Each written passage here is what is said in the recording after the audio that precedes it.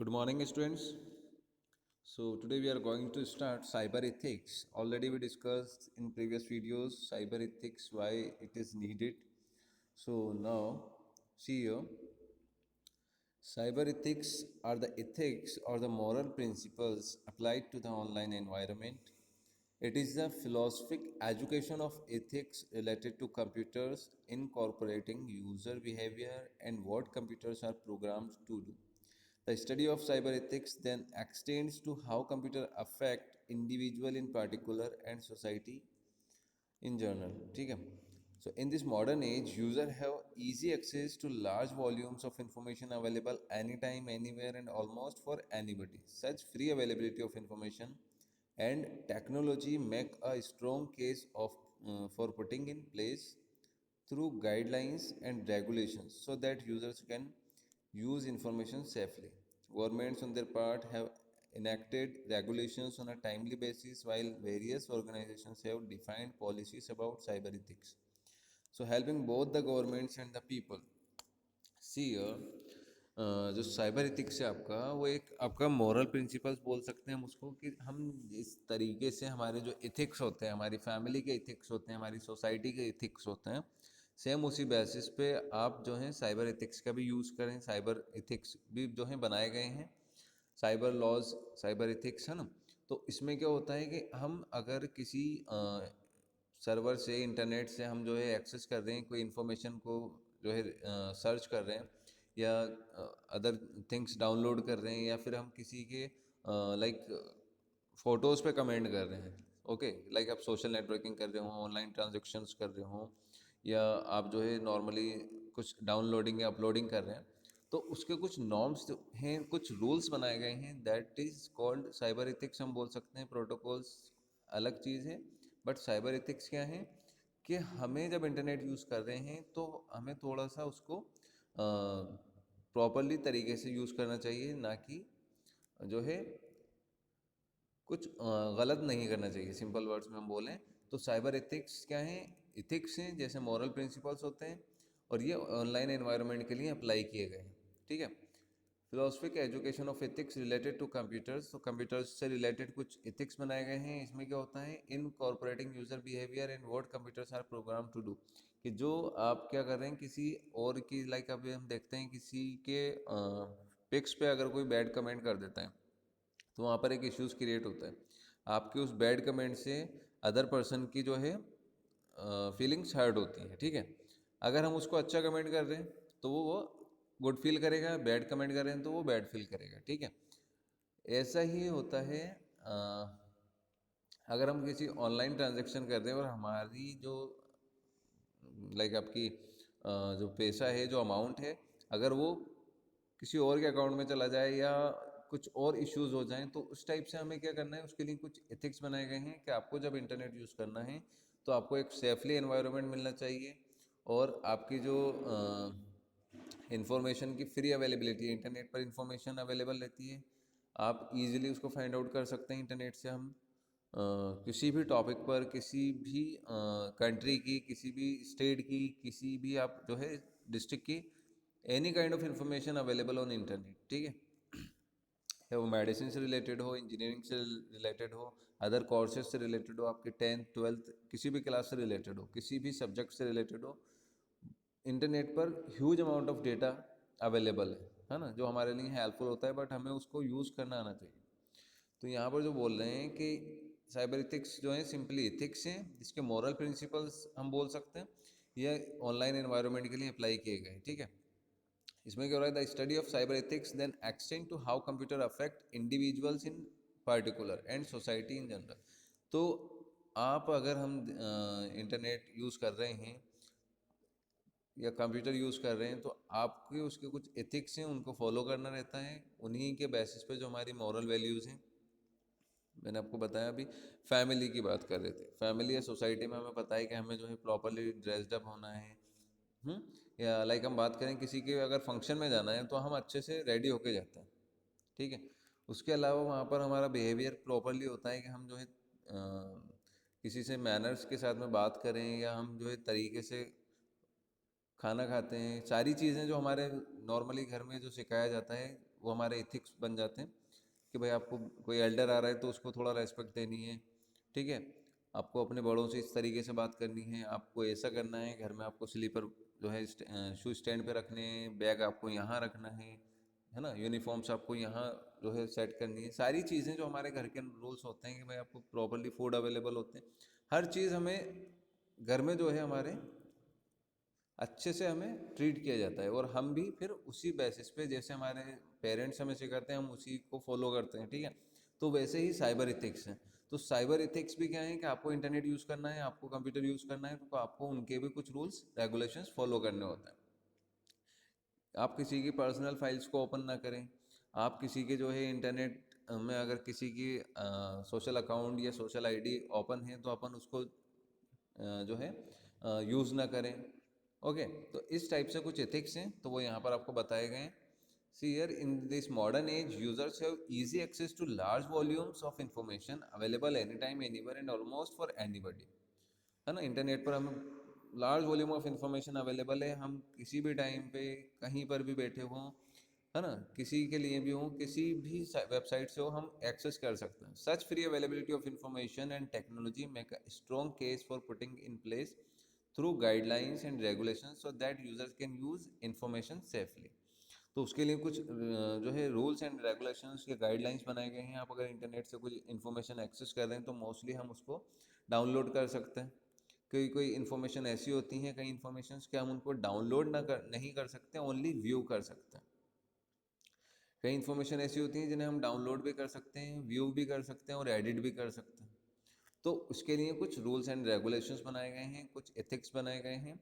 तो government on their part have enacted regulations on a timely basis, while various organizations have defined policies about cyber ethics, ठीक है। तो government and other organisations जो हैं वो इसके लिए साइबर एथिक्स के लिए पॉलिसीज लाती हैं। देखो अभी हम अगर नॉर्मली गूगल पे, पेटीएम वगैरह यूज़ करते हैं, तो ये जब हम पेमेंट इसको जो ट्रांसफ़र करते हैं तो वो आपसे लोकेशन ऑन कराता है, ठीक है। वो लोकेशन ऑन कराता है फॉर सिक्योरिटी पर्पस, उनका वो इथिक्स में आ गया, वो साइबर इथिक्स है कि आपको जब तक आपके मोबाइल में लोकेशन ऑन नहीं होगा आप ट्रांजैक्शन नहीं कर पाते, ठीक है। ऐसे ही हम बात करें कई सॉफ्टवेयर्स ऐसे हैं, हमारे मोबाइल की बात करते हैं हम, कई सॉफ्टवेयर्स मोबाइल में ऐसे भी हैं हमारे कि जिनको हम अगर यूज़ करते हैं, ओपन करते हैं, तो आपके मोबाइल में लोकेशन ऑटोमेटिकली ऑन हो जाती है। क्यों होता है ऐसा? क्योंकि जब हम वो सॉफ्टवेयर इंस्टॉल करते हैं तो हम उसमें जितने भी ऑप्शंस आते हैं अलाउ अलाउ अलाउ कर देते हैं। तो वो अलाउ जो हम करते हैं ना, वो उसी टाइम पे आपकी जितनी भी ये नॉर्म्स हैं कि भाई आपको लोकेशन ऑन करना है, आपके कॉन्टैक्ट लिस्ट जो है वो इसके सर्वर पर अपलोड हो जाएगी, वो सारी चीज़ें हम मोस्टली रीड नहीं करते और हम उसको अलाउ कर देते हैं, ठीक है। उस टाइप से क्या हो रहा है कि जो भी आपका सॉफ्टवेयर है या आप इंटरनेट एक्सेस कर रहे हो तो उसमें आपका मोस्टली साइबर एथिक्स ही फॉलो होते हैं, और साइबर एथिक्स गवर्नमेंट और अदर ऑर्गेनाइजेशंस जो हैं वो सेट करती हैं। सो ये क्या फ़ायदा हो रहा है इससे? गवर्नमेंट को भी फ़ायदा हो रहा है और लोगों को भी फ़ायदा हो रहा है। अभी आपने देखा हो लॉकडाउन में कुछ इश्यूज हुए थे, इसी टाइप से क्या था कि अगर हम यूज़र फेसबुक यूज़ कर रहे हैं, ठीक है, फेसबुक पे मिलियंस ऑफ यूज़र्स हैं, हम्म, पर मिलियंस ऑफ यूज़र्स में अपनी जो आईडी है वो यूनिक है। आपका यूज़र आईडी पासवर्ड डिफरेंट होगा, आपके जो नेम होगा वो सेम हो सकता है, डीओ भी सेम हो सकती है, पर यूज़र आईडी एंड पासवर्ड आपका यूनिक है। तो वो इसलिए यूनिक है क्योंकि उसमें साइबर एथिक्स हमने यूज़ कर रखे हैं गवर्नमेंट ने, और जो आपकी ऑर्गेनाइजेशन है, फेसबुक ऑर्गेनाइजेशन से अगर हम बात करें, फेसबुक कंपनी, तो उसने एक नॉर्म सेट कर रखा है कि आपको अपना नेम और वो तो सेम हो सकता है, पर आपका यूज़र आईडी पासवर्ड से वो आपका न्यू अकाउंट क्रिएट कर देता है। बट उसमें भी कंडीशंस हैं कि आप अगर किसी को वल्गर या बैड कमेंट कर रहे हैं या आप कोई अनएथिकल थिंग्स जो है अपलोड कर रहे हैं, तो उसमें क्या होगा कि वो आपको ब्लॉक कर सकता है यूज़र्स। अगर आप किसी को इरिटेट कर रहे हैं या आप किसी को जो है थ्रेटन टाइप के मैसेजेस सेंड कर रहे हैं, तो वो आपके अगेंस्ट कंप्लेन कर सकता है।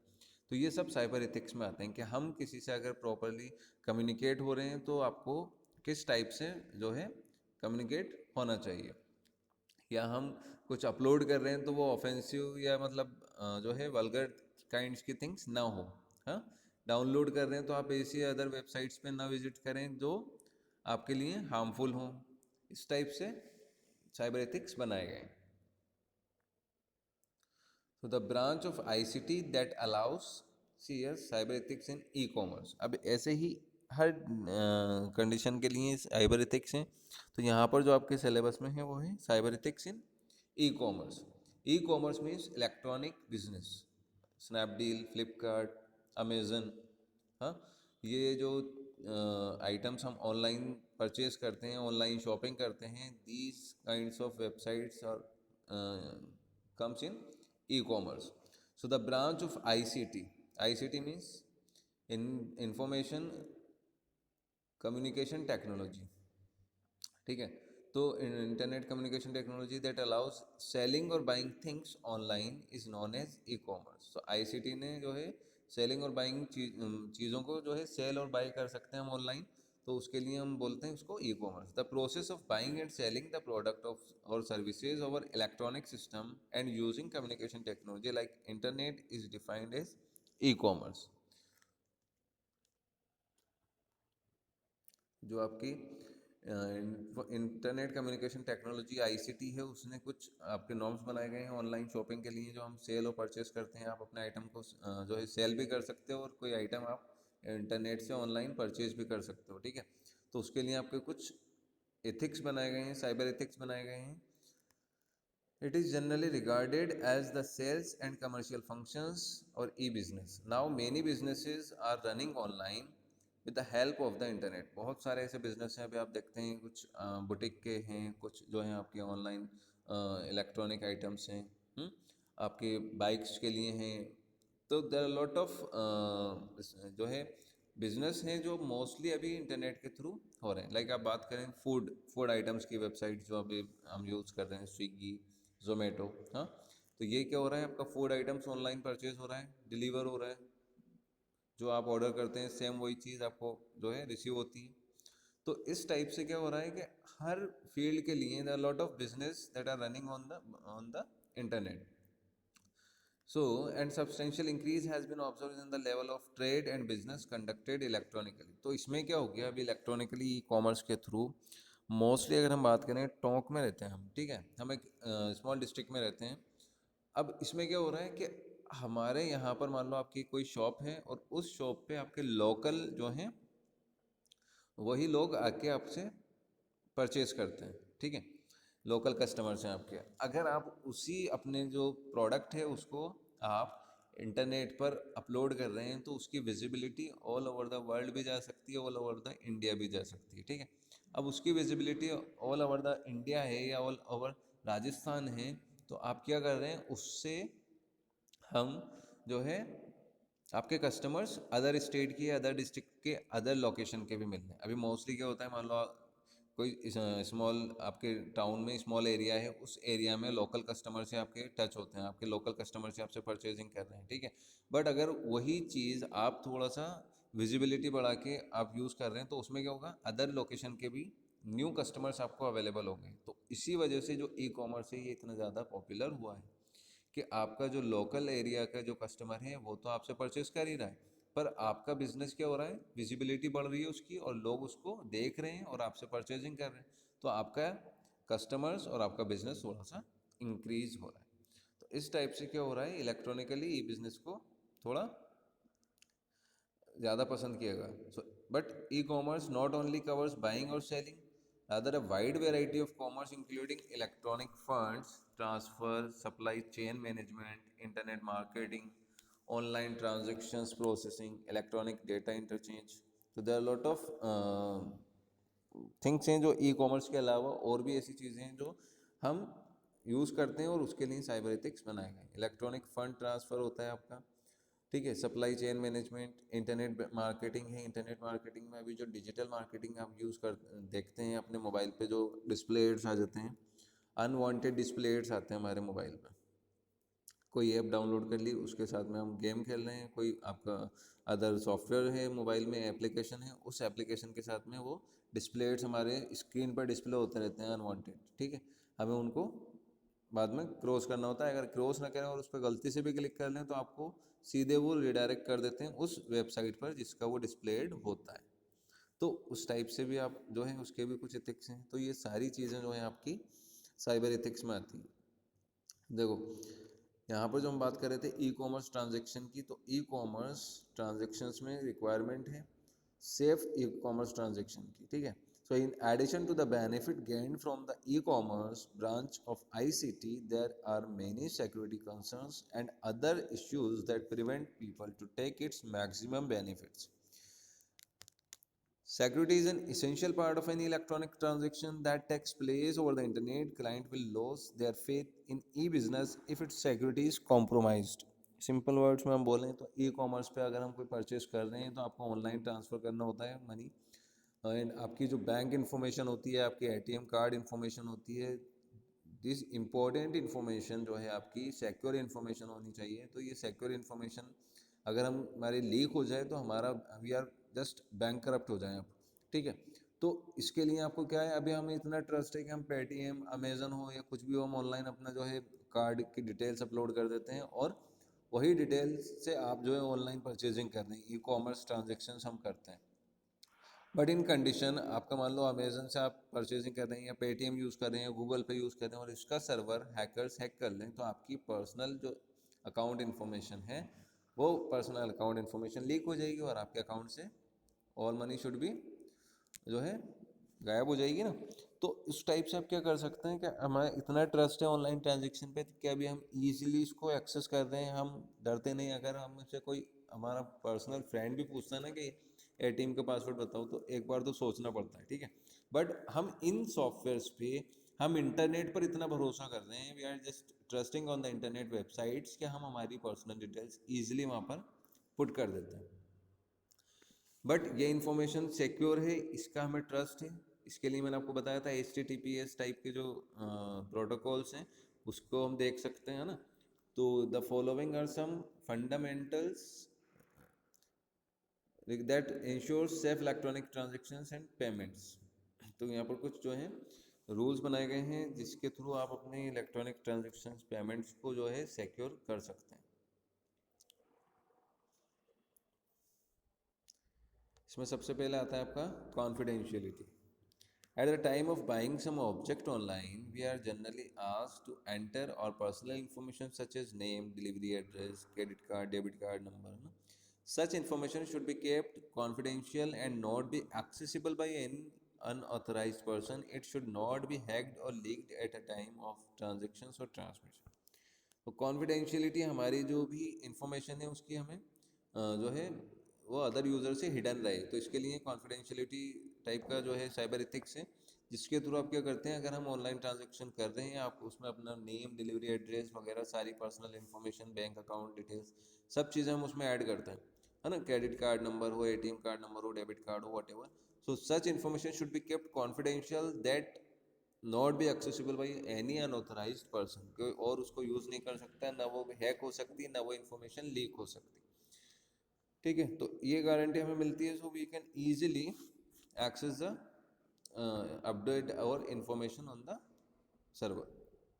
नेक्स्ट आपका इंटीग्रिटी।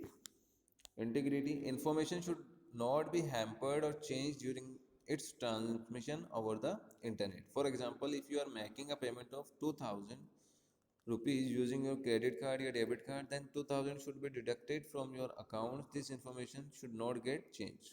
तो इंटीग्रिटी क्या है कि हमें इतना यकीन है कि भाई हम जितना अमाउंट पे कर रहे हैं उतना ही हमारे अकाउंट से कट होगा, ठीक है। ऐसा नहीं है आप 2000 ऐड करें और 20,000 आपके अकाउंट से गायब हो जाए, ठीक है। तो इस टाइप से हमें इंटीग्रिटी को फॉलो करना है कि ये भी एक तरीके का हमारे लिए हेल्प है कि भाई हमारी इंटीग्रिटी जो है वो प्राइवेसी बोल सकते हैं इसको एक तरीके से, कि वो जो हम ऐड कर रहे हैं उतना ही अमाउंट हमारे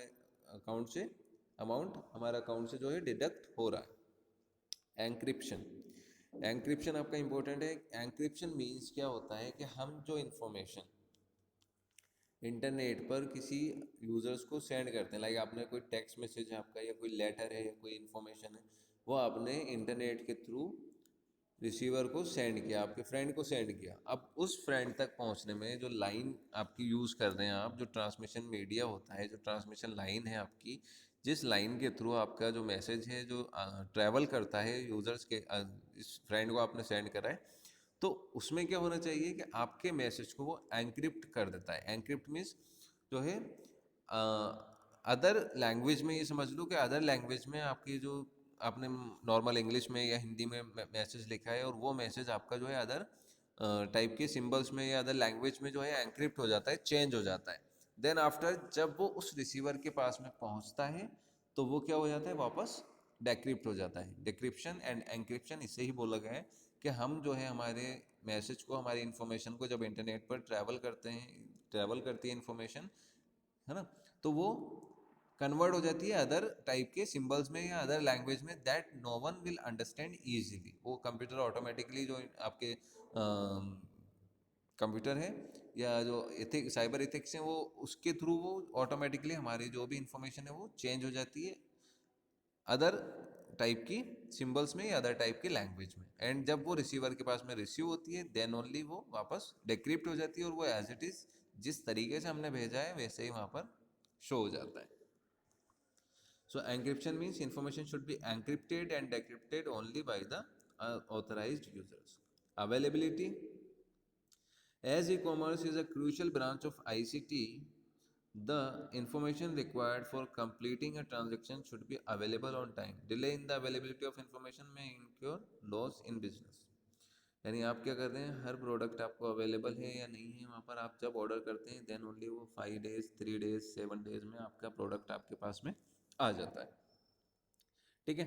सो अगर उस आइटम में डिले हो रहा है या हमारे पेमेंट हमने जो पे किया है वो आपके यूज़र उसको, जिस सप्लायर से आप परचेज कर रहे हैं, जिस वेबसाइट से आप परचेज कर रहे हैं, अगर वो वहाँ पर पेड नहीं हुआ है तो क्या होगा कि आपकी जो इन्फॉर्मेशन है, आपका जो बिजनेस है वो क्या होगा, लॉस होगा, क्योंकि हमारा ट्रस्ट खत्म होगा। कि मान लो आप पेमेंट भी कर दें और आपका प्रोडक्ट रिसीव ना हो, हाँ, या आप जो है COD कर रहे हैं, कैश ऑन डिलीवरी, और आपका प्रोडक्ट तो रिसीव हो गया और आप पेमेंट नहीं कर पाए, कंपनी को पेमेंट नहीं मिला, तो फिर क्या होगा, कंपनी भी जो है अपना प्रोडक्ट ऑनलाइन पर सेल नहीं करेगी और आप भी ऑनलाइन परचेजिंग कम कर देंगे। तो इस टाइप से अवेलेबिलिटी होनी चाहिए। Authenticity is an important requisite of e-commerce. Only authorized person should be allowed to gain access to information, otherwise unauthorized person may steal and misuse the information. तो authenticity होनी चाहिए कि आप जो है ऑथराइज यूज़र ही information को access कर सकें, हमारे अकाउंट को हम ही एक्सेस कर सकें। अगर हमारा यूज़र आईडी पासवर्ड हमें इसीलिए दिया जाता है कि आप उसको प्राइवेट रखें, ऑथेंटिक पर्सन ही उसको लॉगिन करें। अगर आपका यूज़र आईडी पासवर्ड किसी और पर्सन को पता है तो वो आपके अकाउंट से, जो भी आपका सोशल अकाउंट हो या आपका इंटरनेट अकाउंट, ई-कॉमर्स अकाउंट हो, वॉट जो भी हो, तो वो आपके अकाउंट से इंफॉर्मेशन को लीक कर सकता है, स्टील कर सकता है। तो these are your cyber ethics for e-commerce.